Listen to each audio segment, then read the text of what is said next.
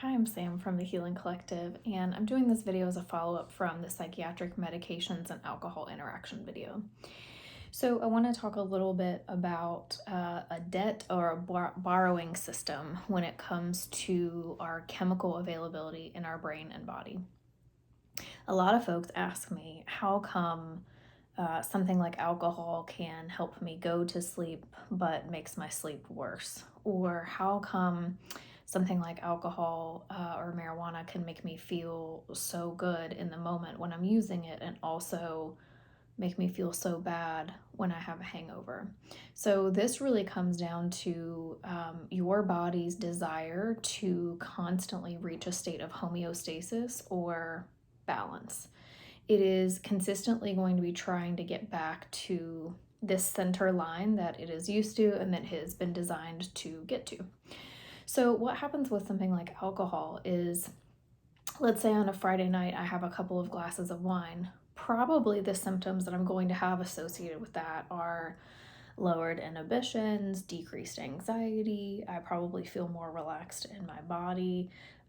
Maybe I'm happier, maybe I'm more social, and just generally feel more at ease.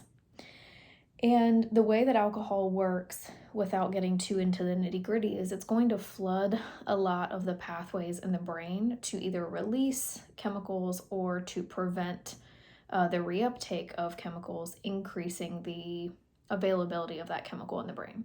So, something like dopamine is going to make us feel really, really good, and alcohol is going to promote more of that being available in the brain.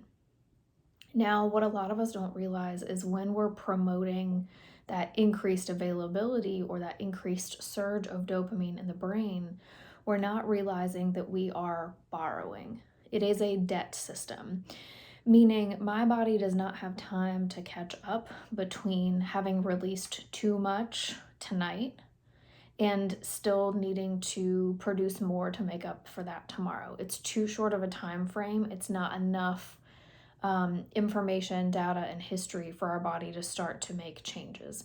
If our body did start to make changes on that level, that's what we would call tolerance. That's something we don't necessarily want to reach or increase when it comes to substance use.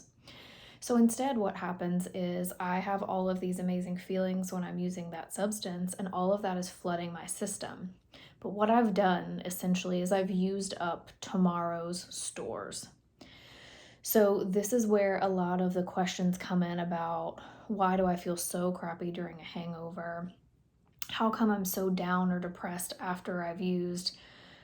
When that stuff starts to wear off, what's happening in your system is the availability of that chemical that was making you feel all the good ways is going away, and your body has not caught up yet in terms of it being time to make that chemical again, or you've used up all of tomorrow's stores.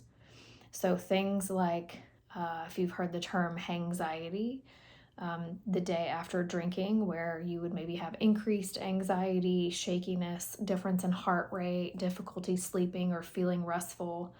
Essentially, what's happening is you're having the opposite of all of the symptoms you drank for, all of the effects that you wanted to use that substance for. You'll likely have the opposite symptoms. And it is, at a really basic level, short term withdrawal.